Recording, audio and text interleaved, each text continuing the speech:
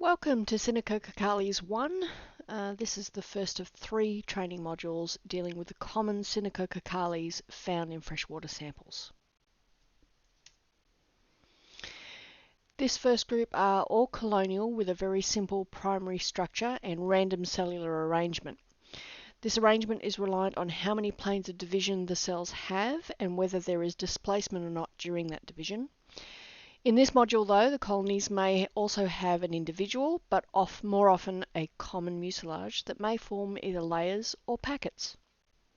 Cell size and shape are critical features with these colonial cells, as is how the cells lie within the mucilage. For example, are they distributed throughout the colony, or are they resting around the periphery, or is there a margin of mucilage around those cells that you can physically see?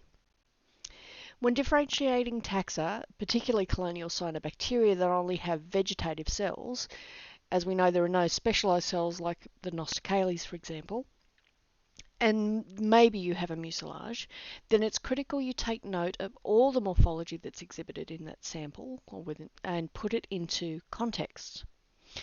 It's important to understand and get to know both the similarities and distinguishing features that will assist you in the process of narrowing down to likely candidates during identification. It's equally important to realise when there is insufficient morphology to make an identification to a particular taxonomic level. If you cannot identify the species, or have no need to, you may move to genera. If you can't be certain of the genera, you may move to either family or order, or an even broader taxonomic group, or even a descriptor. So, for example, you might use unidentified colonial cyanobacteria. Doing this is more scientifically correct than if you were to put it into a completely incorrect taxonomic group or level.